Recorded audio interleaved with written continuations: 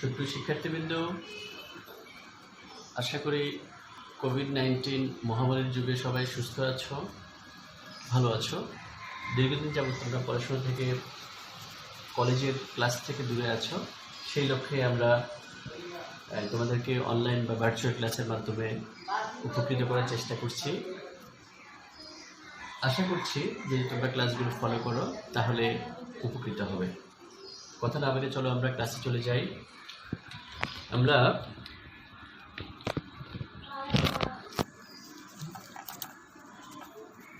নিশ্চয়ই আমাকে চিনো তোমরা সবাই, সুমন ইস্কান্দার স্যার।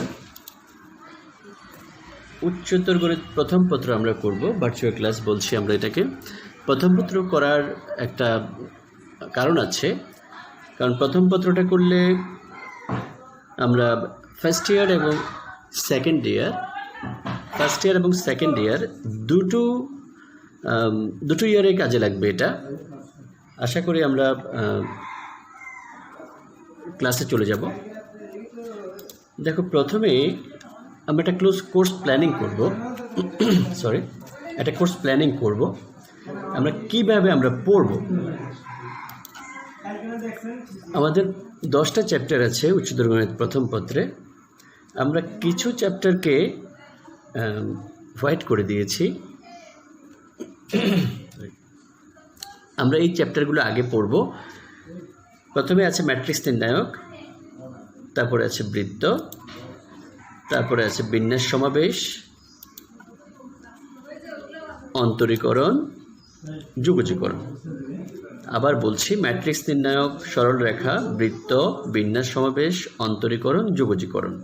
এই চ্যাপ্টারগুলো আমরা আগে পড়ব, কারণ এই চ্যাপ্টারগুলো কম পড়লে বেশি মার্কস পাওয়া যায়।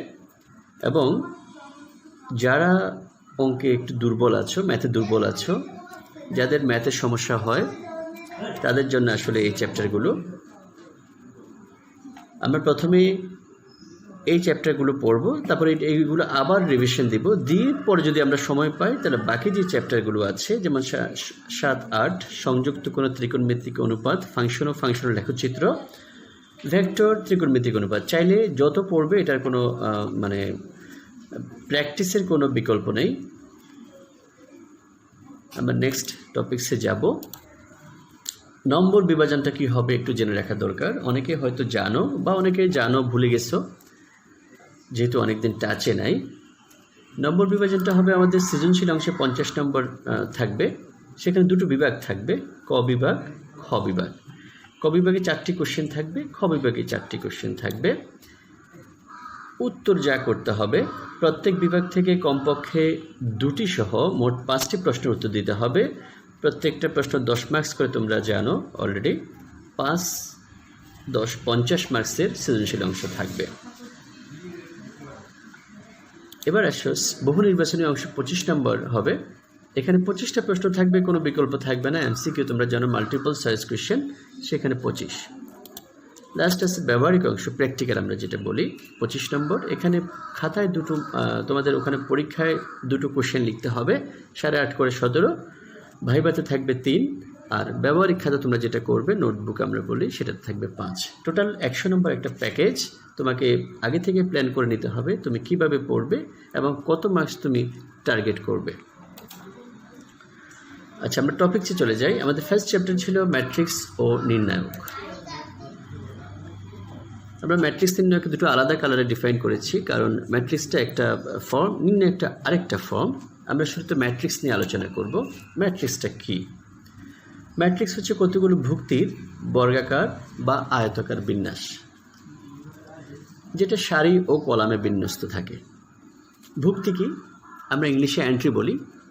যে মানগুলো নিয়ে আসলে আমরা কাজ করব, সেটাকে বলা হয় ম্যাট্রিক্স।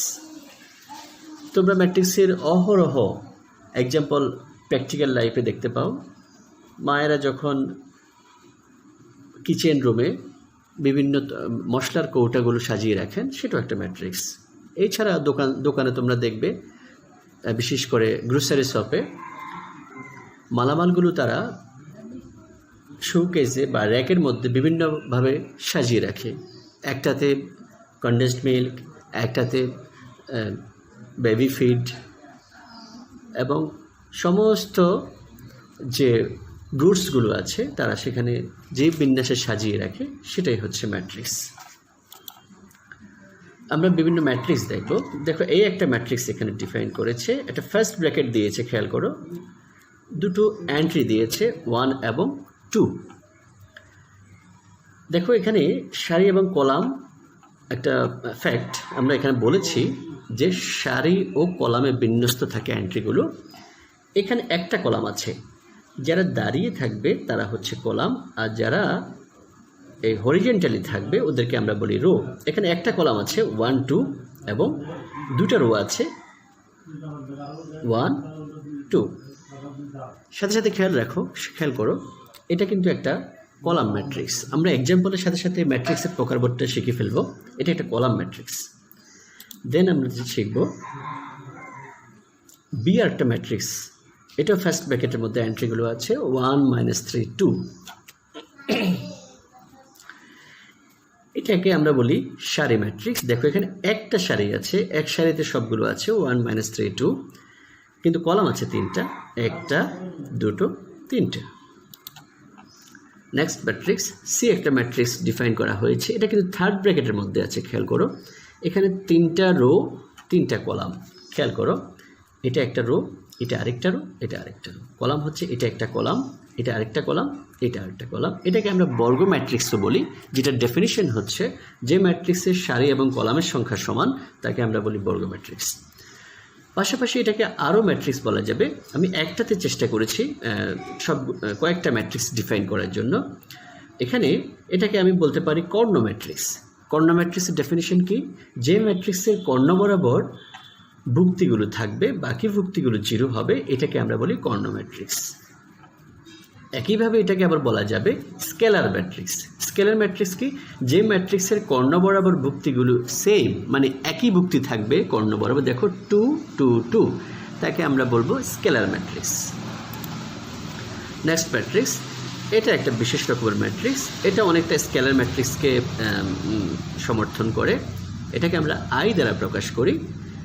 1 0 0 একটা সারি, 0 1 0 আরেকটা সারি, 0 0 1 আরেকটা সারি। যে ম্যাট্রিক্সের কর্ণ বরাবর ভুক্তিগুলো 1, বাকি ভুক্তিগুলো 0, তাকে আমরা বলি অবেদক ম্যাট্রিক্স। এটাকে আইডেন্টিটি ম্যাট্রিক্স বলি আমরা, এই জন্য আই দ্বারা ডিনোট করা হয়। দেখো ট্রান্সপোজ ম্যাট্রিক্স, কোনো ম্যাট্রিক্সের সারিগুলো কলাম, কলামগুলোকে সারিতে রূপান্তর করলে যে নতুন ম্যাট্রিক্সটি পাওয়া যাবে তাকে বলা হয় ট্রান্সপোজ ম্যাট্রিক্স। এটাকে a⁻t দ্বারা প্রকাশ করা হয়, a প্রাইম অথবা a⁻t, যেভাবে পারো ডিনোট করা যাবে। দেখো এখানে 5 6 ছিল সারিতে, এটা কলামে চলে আসছে 5 6, 2 3 ছিল এখানে রোতে সারিতে, এই রোটা এখানে এসে এটা কলাম হয়ে গেছে। এটা হচ্ছে ট্রান্সপোজ ম্যাট্রিক্স। নেক্সট এটা বলি আমরা সিমেট্রিক বা প্রতিসম ম্যাট্রিক্স। কোনো ম্যাট্রিক্সকে সারিকে কলাম এবং কলামকে সারি, অর্থাৎ ট্রান্সপোজ করার পরেও যদি সেই ম্যাট্রিক্সটাই ফেরত আসে তাহলে তাকে বলা হবে প্রতিসম বা সিমেট্রিক ম্যাট্রিক্স। আরেকবার খেয়াল করো, কোনো ম্যাট্রিক্সের সারিগুলোকে কলাম এবং কলামগুলোকে সারিতে রূপান্তর করলেও যদি সেই পূর্বতরের আগের ম্যাট্রিক্সটাই ফেরত আসে তাহলে তাকে বলা হবে প্রতিসম ম্যাট্রিক্স। এখানে আরও কয়েকটা এক্সাম্পল আছে, 3টা। দেখো a² = a, অর্থাৎ কোনো ম্যাট্রিক্সকে যদি আমি বর্গ করি, অর্থাৎ দুটো ম্যাট্রিক্স পাশাপাশি রেখে গুণ করি, যদি সে আগের ম্যাট্রিক্সটা ফেরত আসে তাকে বলা হবে সমঘাতী ম্যাট্রিক্স। ঘাত মানে পাওয়ার, এটাকে পাওয়ার করার পরেও সে পূর্বের ম্যাট্রিক্স ফেরত আসছে, এই জন্য এটাকে আমরা বলি সমঘাতী। একইভাবে a² = 0, অর্থাৎ কোনো ম্যাট্রিক্সকে বর্গ করার পরে যদি তার মানটা 0 চলে আসে তাকে আমরা বলি শূন্যঘাতী ম্যাট্রিক্স, মানে তার ঘাতটা 0 হয়ে গেল। এবং যদি a² করলে সেটা আই আসে, মানে অবেদক ম্যাট্রিক্স আসে, সেটাকে আমরা বলি অবেদঘাতী ম্যাট্রিক্স। আশা করি ম্যাট্রিক্সের প্রকারভেদ নিয়ে এবং এক্সাম্পল সহ আমরা এক্সপ্রেস করেছি। আশা করি সবাই বুঝতে পেরেছ। যদি বুঝতে না পারো ভিডিওটি বারবার দেখলে এটা আরও ক্লিয়ার হবে। নেক্সট টপিক্সে যাব, ম্যাট্রিক্স অপারেশন। ম্যাট্রিক্সের যোগ বিয়োগ আমরা কিভাবে কাজগুলো করব, ম্যাট্রিক্সের যোগ এবং বিয়োগটা কিভাবে করব। তোমরা শুধু যোগের যে ক্রাইটেরিয়া সেটা মাথায় রাখলেই হবে, কারণ যোগ আর বিয়োগের ক্রাইটেরিয়াটা একই। যেমন 5 + 5 = হবে 10, একইভাবে তুমি যদি 5-এর সাথে -5 যোগ করো, অ্যাড করো, তাহলে সেটা হবে 0। দুটো ম্যাট্রিক্স দেওয়া আছে এ এবং বি।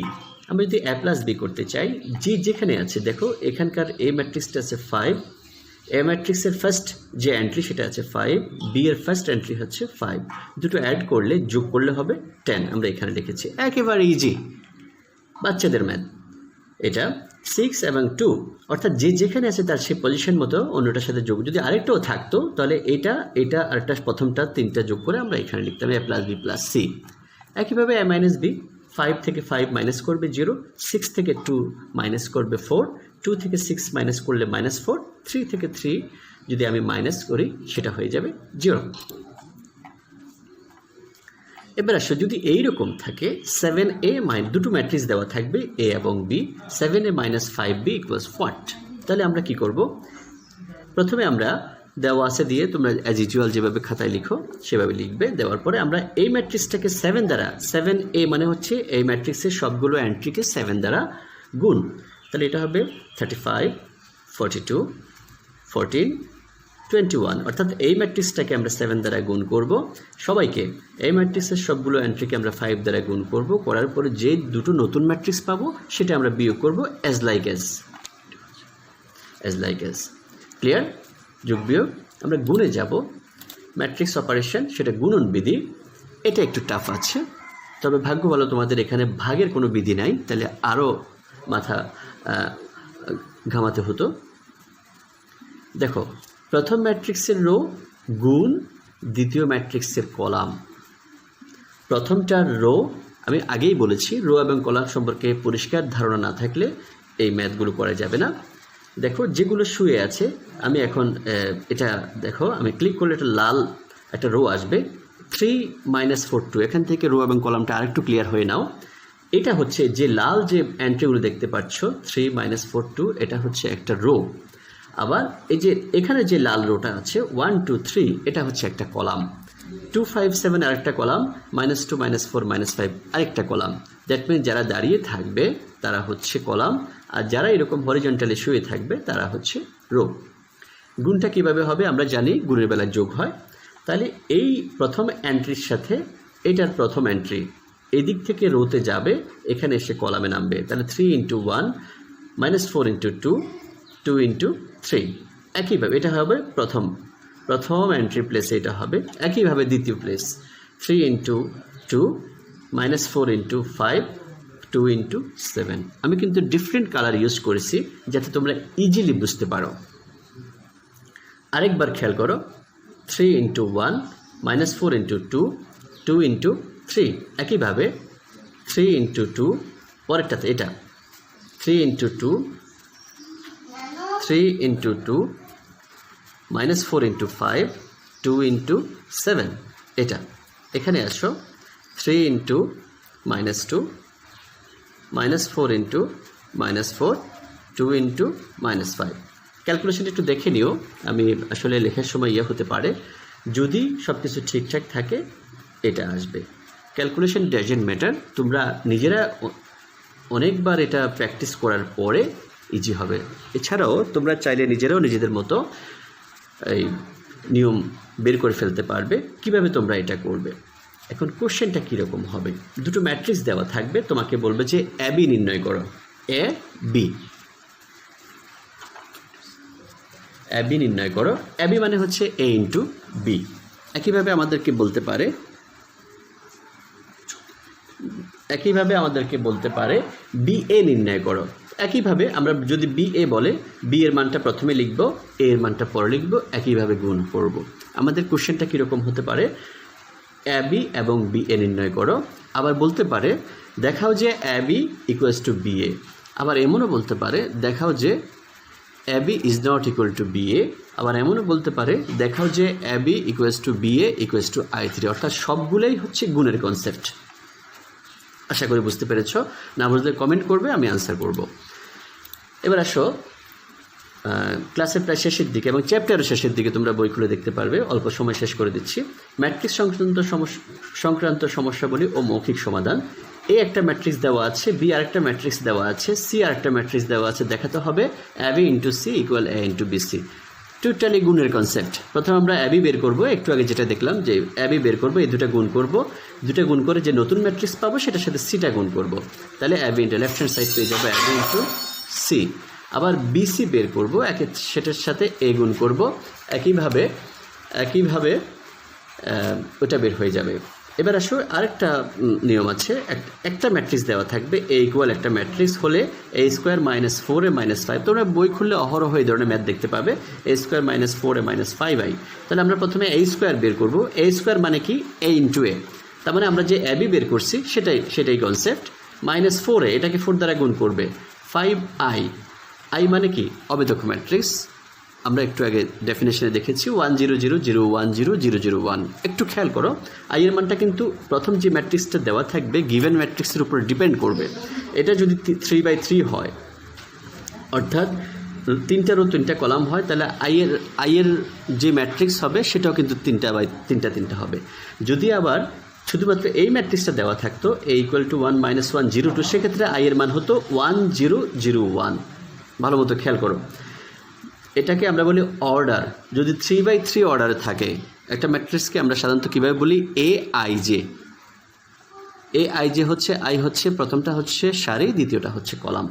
এখানে 3 3 আছে, তার মানে আই এর মানটাও 3 3 হবে। যদি 2টা থাকে তাহলে এটা হবে 1 0 0 1 আই এর মান।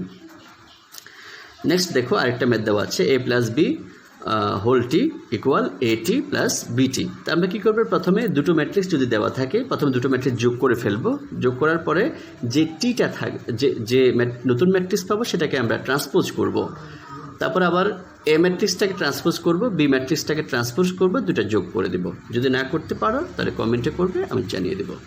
আপাতত আজকের মতো এটুকুই ক্লাস।